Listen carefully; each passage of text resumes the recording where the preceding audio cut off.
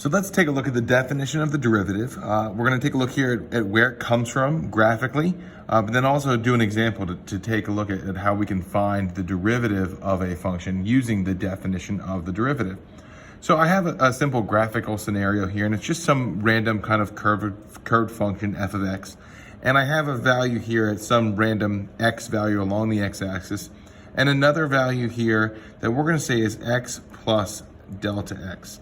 That means that the space between these two values is delta x. That's our change in x.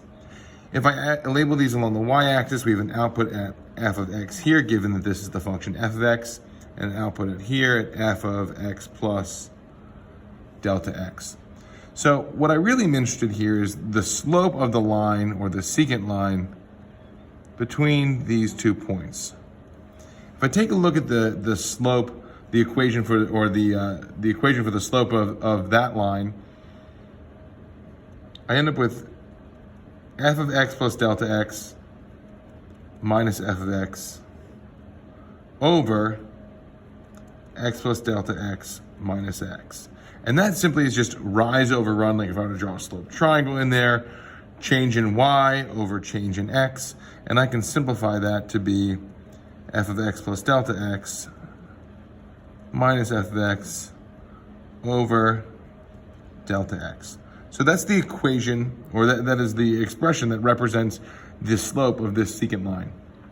So how do we get to really what we want is the slope of the tangent line at this point x? We're really interested in what's going on here.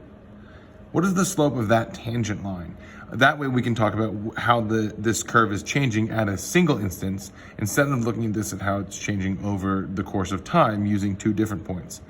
So limits really make this possible. As we take delta x and pull this delta x in smaller and smaller, bringing this point closer and closer along the x-axis, you can see what happens to our secant lines. They slowly but surely come closer and closer to resembling our tangent line. What we're really doing is we're taking the limit as delta x is approaching 0 of the slope of the secant line that we had before. Doing this gives us the definition of the derivative.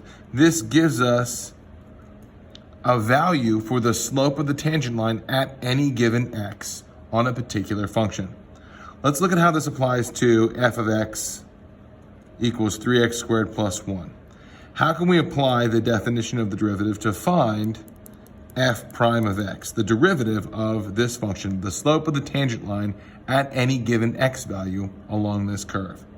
Well, I'm going to use my definition and start with the limit as delta x approaches 0 of, well, f of x plus delta x would be 3, kind of an extra parenthesis there that I don't need, but 3 times the quantity x plus delta x squared plus 1 minus f of x, which is 3x squared plus 1. I want to be careful to use parentheses there, all divided by delta x.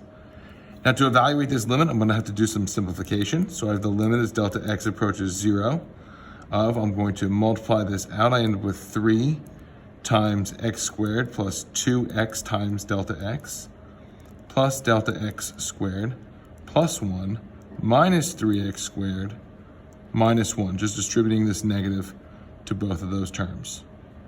And I need to come in here, I forgot one parenthesis there, all divided by delta x.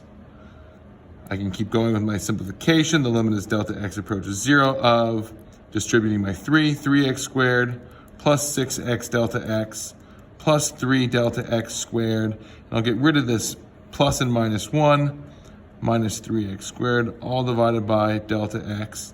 And you can see that 3x squared minus 3x squared goes to 0.